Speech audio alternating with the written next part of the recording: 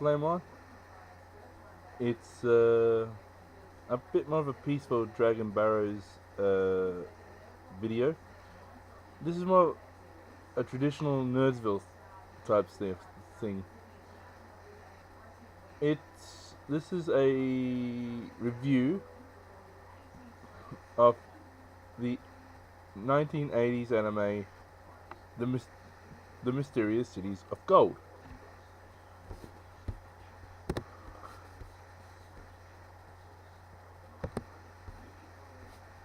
The Mysterious Cities of Gold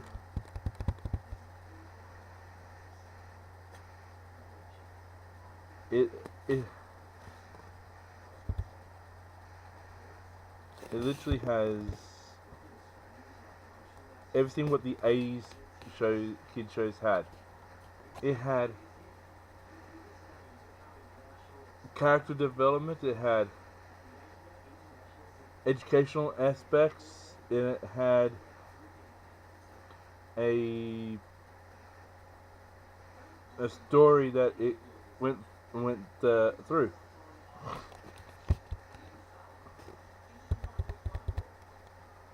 And I'm reading the plot here. In the 16th century, a Spanish author named Esteban joined Mendoza, a navigator, and his associates Sancho and Pedro in their search for the 7 cities of gold in the New World. Hoping to find his father, they join on their quest by Zia, an Inca girl who was kidnapped by some ruffians, and Tao, the last descendant of the sunken empire in Mu or Hiva.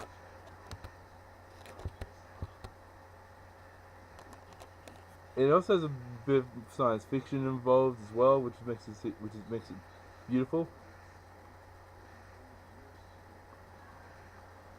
It has the giant golden condor, and a solar-powered ship. 2 science fiction products involved with something from the 1600s, not the 1500s. My apologies.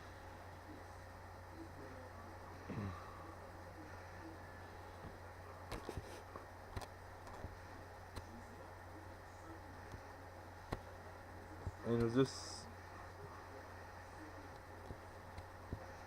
just so beautiful, and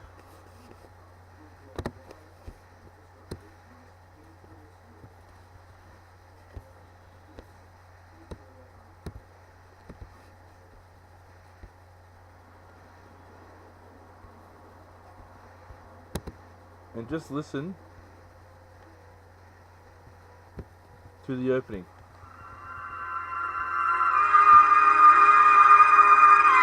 It is the 16th century. From all over Europe, great ships sail west to conquer the New World, the Americas. The men eager to seek their fortune, to find new adventures in new lands. They long to cross uncharted seas and discover unknown countries, to find secret gold on a mountain trail high in the Andes. They dream of following the path of the setting sun that leads to El Dorado and the mysterious cities of gold.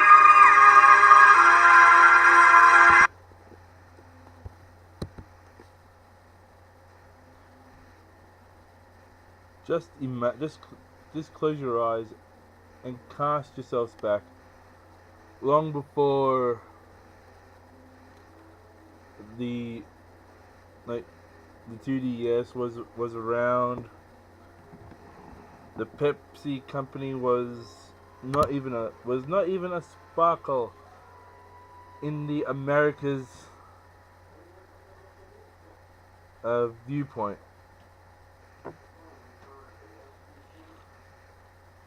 no texters, no printers, no internet, no industrial tools, no electronic powered devices, none of that. Spain.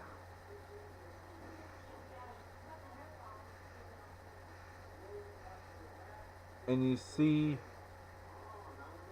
the Catholics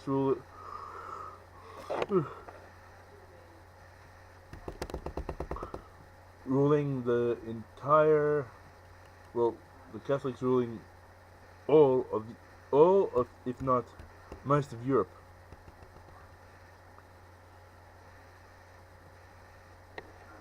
A little boy, orphaned by a massive sea-going problems with his father. His mum could have died in childbirth, and Mendoza saves him and takes him back to Spain. It's just so amazing. This thing of that is just so amazing to think that this little boy grew up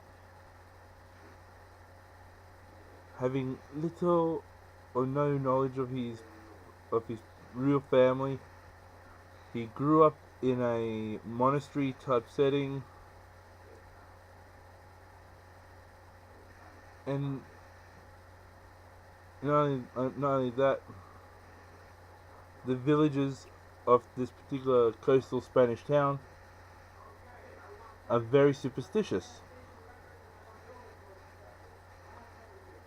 as they would rise this little kid up to the highest mast, yard arm, or whatever height that they deemed necessary for him to appease God or appease the sun.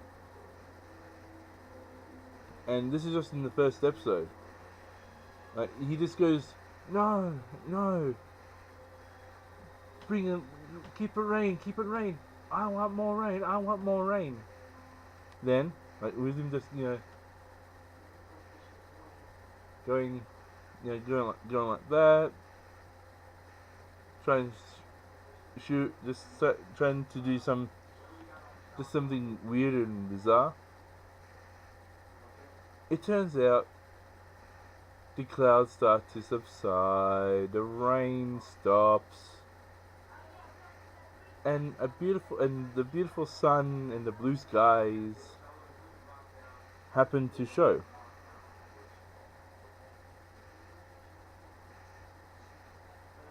More and more superstitious these people believe in that this kid can stop the wet weather. Only for the same kid, a kidnapped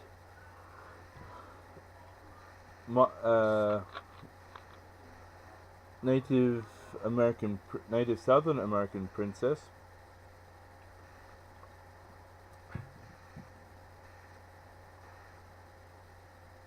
would go back to where she was from, type of area. Then just all these things started to happen within the preceding episodes, or the succession of episodes afterwards. The growth of they go through famine, they go through a little bit of famine, they go through a little bit of hardship, taught, and all that stuff, being captured by various peoples and territories, discovering wonderful things like the Solar Ship and the Golden Condor. Both of those science fiction, those science fiction based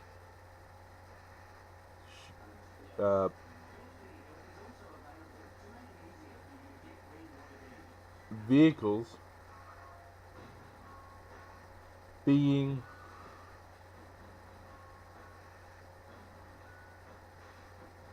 involved with something from the 16th century or the 1500s, which is the same thing.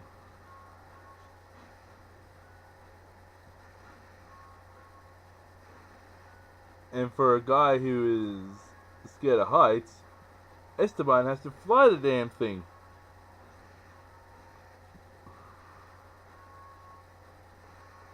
There's aliens involved as well. There's so many different aspects of it, being the solar powered temple. There is a device used to see whether the weather is going to be good, and the priestess would go, looks at the thing, goes, okay, the way that the machine is going, it's going to be rain, it's going to be thunder, it's going to be lightning. Then this priestess would go outside and go, come forth, rain, give us a bountiful harvest. Or she'll go, the sun, it shall come and dry up all the rain.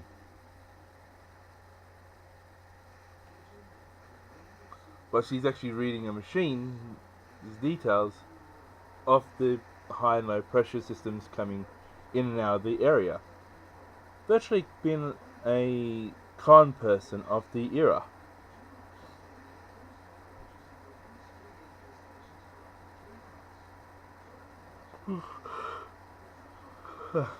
Sorry, this is a bit of a long day. The exquisite way of storytelling that this show has done, I would say that it is beyond what is actually being done in today's scenarios.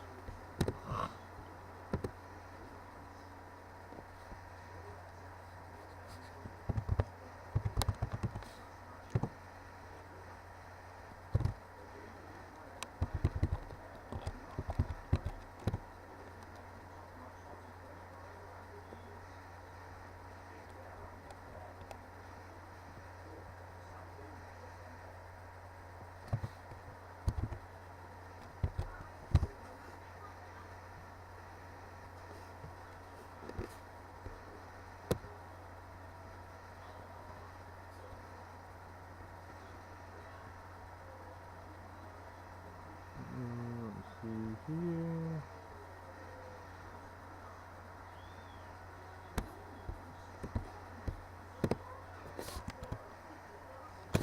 Ah.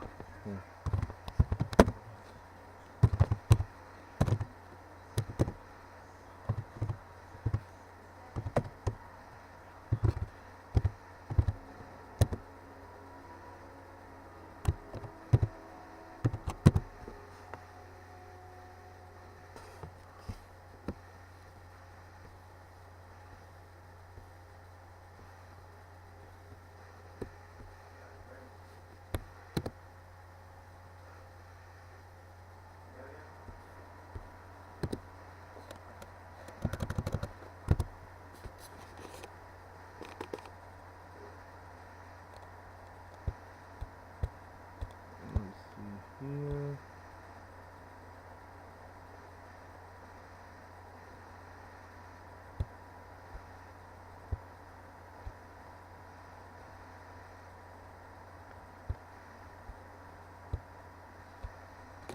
Oh, I can't find it.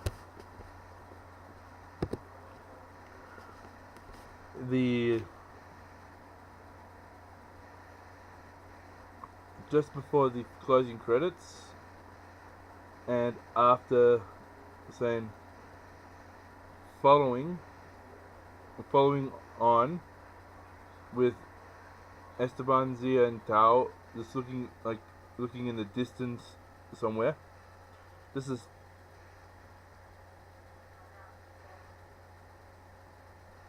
after that the introduction of the new episode. Then there was an educational spot.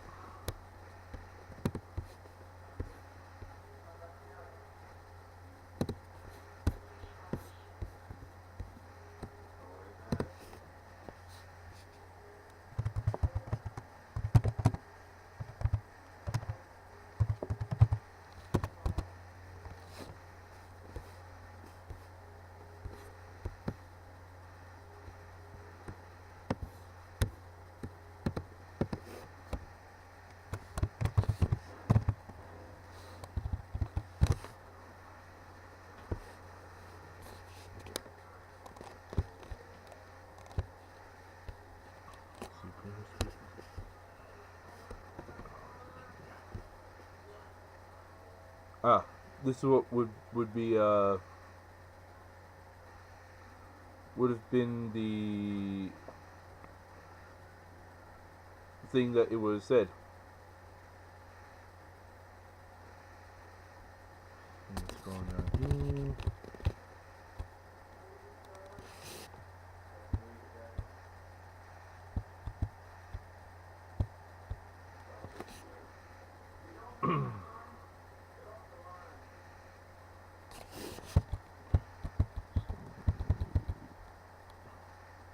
Next time I'll do it like this.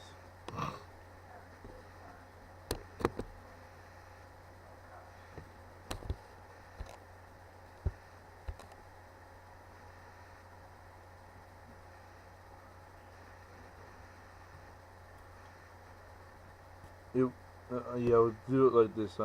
Sorry, I wish I had the video, if not the video, but more like the audio thing. You would have understood a bit more, but I have to do it like this. It says, let me see, the conquest. Catholic monarchs, Isabella of Castile, Queen of Castile, and her husband, King Ferdinand, King of Aragon, pursued a policy of joint rule of their kingdoms in a single Spanish monarchy. Even so, the Castile and Aragon were joint ruled by the representative monarchs. Blah blah blah blah blah blah. So, with Christopher Columbus and all that other stuff.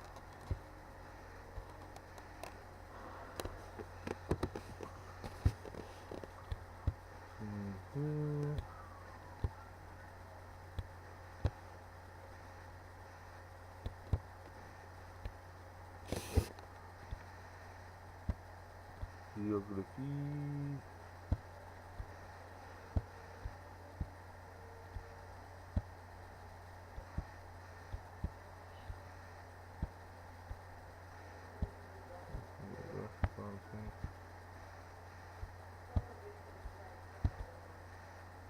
There's a formula to a dictation.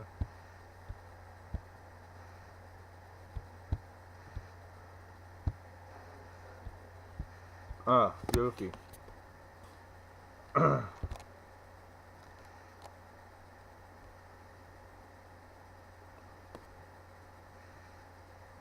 There was a lot talking about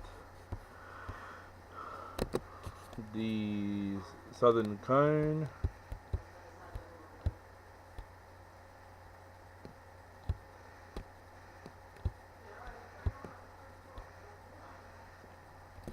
More or less discussing how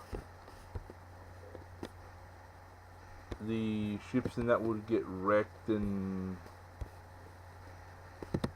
that in the particular areas. Like they had to have navigators that stayed up for 4 days and 4 nights straight,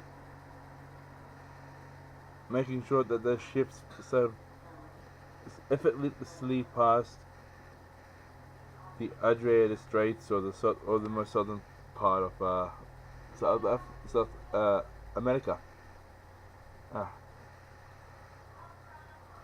which is a part of the cities of which would have been a part of the that episode of, well, that it was in this case, it was the second episode of the Mysterious Cities of Gold. Then you had another one where it had talked about ritual sacrifices of different South American nations, pre-Columbian pre-Columbian in invasion or pre-Columbian settlement.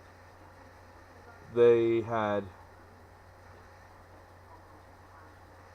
one kingdom would fight another, like one tribe would fight another tribe.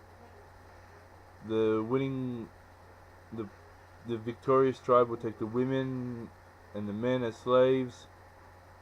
Sometimes during religious festivals, a slave was sacrificed to a deity. Firstly, the slave would be drugged, put him into a hypnotic state as they were tied to the altar. And as the blade was plunged into the chest, and the heart removed, and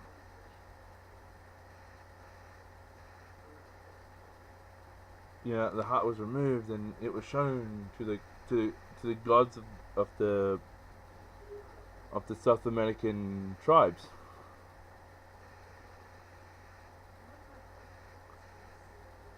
They even had a segment on where it had sport, and they said the losing team would be sacrificed to the gods.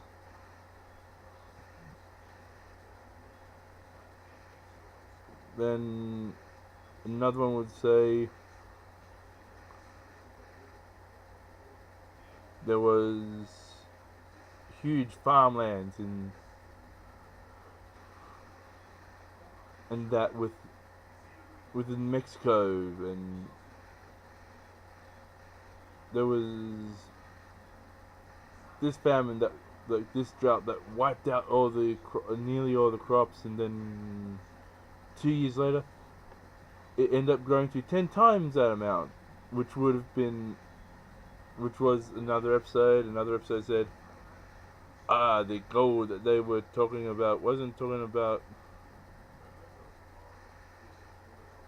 some of these tribes. When they talked about gold, it was talking about the corn that grew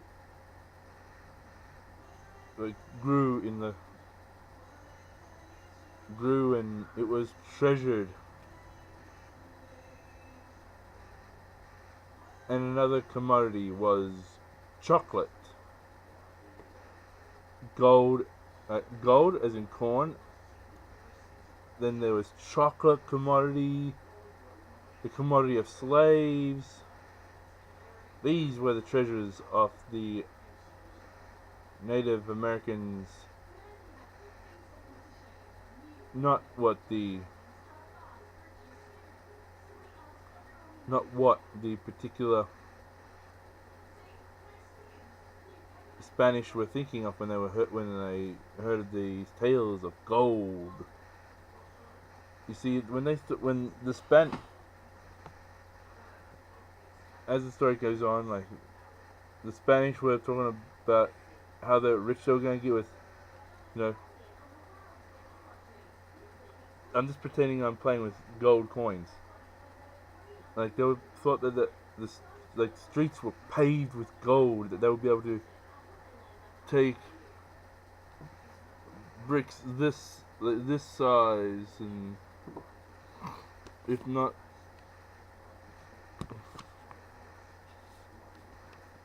like bricks that thick and that wide and that deep, scrolls that were covered in like gold tubing. Let's see, gold drinking vessels.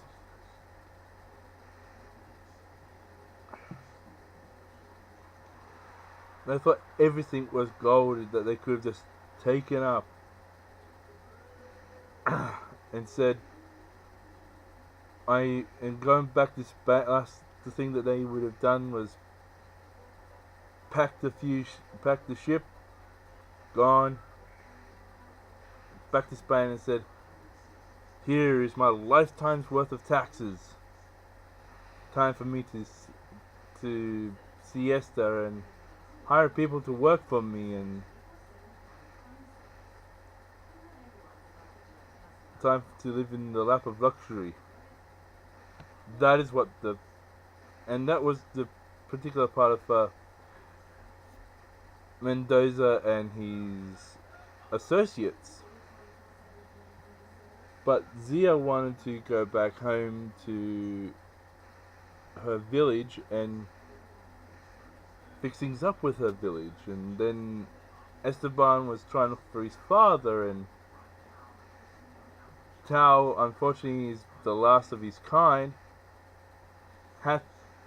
He was wondering what other nations had the same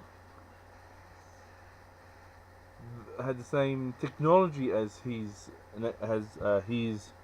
particular little tribe had.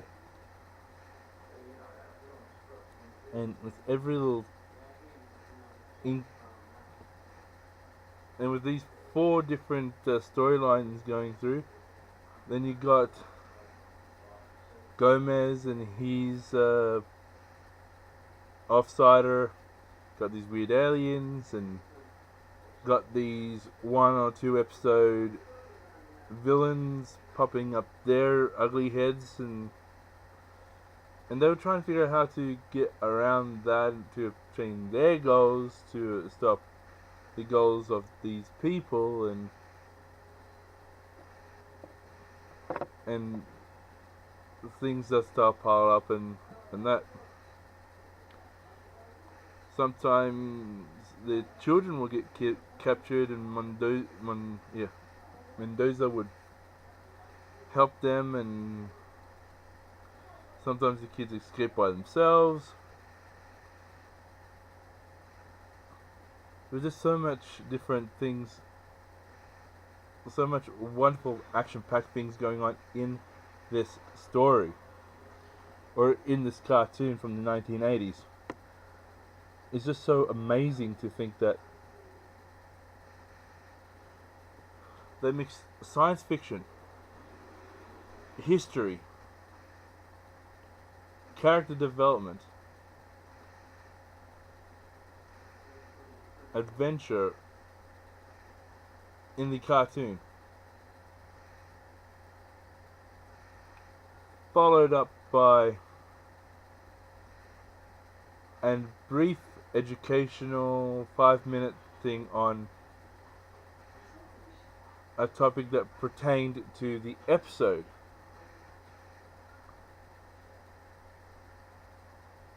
Like, a king would be covered from head to toe in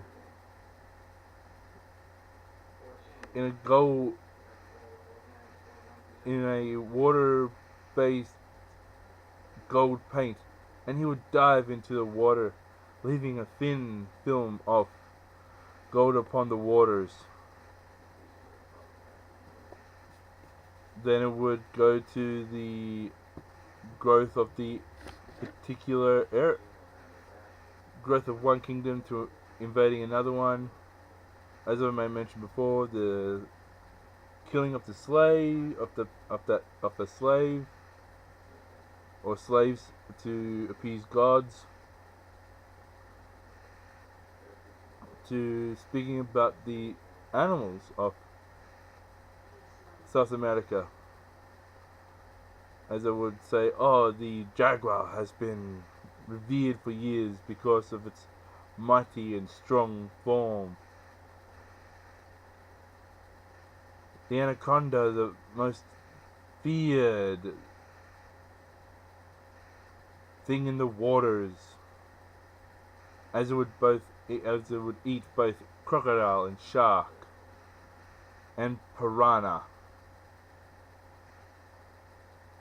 Then they would say the condor. They revere the condor because of its ability to rule the sky. And everything would tie into the actual story. I remember one where Tao, when Zia, Esteban,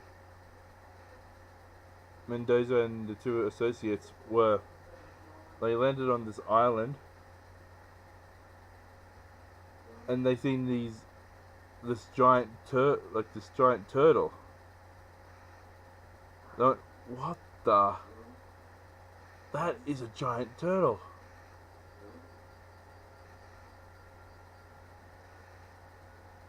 Like, this is a big giant beast. Then they seen the Galapagos Island and the lizards that were on the island too. They went, oh, these are dragons, these are monsters. Run, run. Then they would meet up with other creatures and that they would be told into the finalization of the story, not the story, of the episode. And that the last few episodes there, they were more focusing on how South and Central America both have become more modernized. With the last episode, I think did about nearly a 10-minute thing on Mexico City. Going from arid and swamp-like conditions, Mexico City has become a major metropolitan in the Americas, with luchador wrestling and the culture of good food and good drink. It all started off with these little swampy villages that were in a big area, blah blah blah blah blah blah.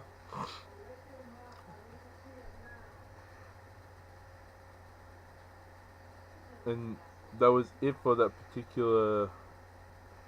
And it said goodbye. And there was no till next time.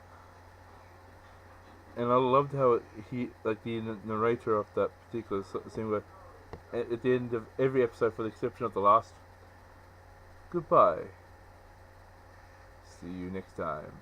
Then we go into the theme song, where it has just the kids looking around, like doing some looking around, running, headshots, looking in different locations and other such wonderful things as well. I just really want to see more of that stuff happening in children's TV shows today. I know it might sound a bit nasty, but this era of trying to save children by saying, oh no, that won't happen, it's only a cartoon, it won't happen. In the Cities of Gold, it showed it did happen. And for instance, we got to keep it real with the kids today. And that's the reason why I love the mysterious cities of gold from the 1980s, because they told the kids how it was. There were brutal murders of slaves. The Spanish killed people, and just so much, and and the culture as well. I may mention before, the king painting himself in water soluble white gold paint, and he just dives into the water and leaving a gold shimmer or a gold film on the particular, on the water itself.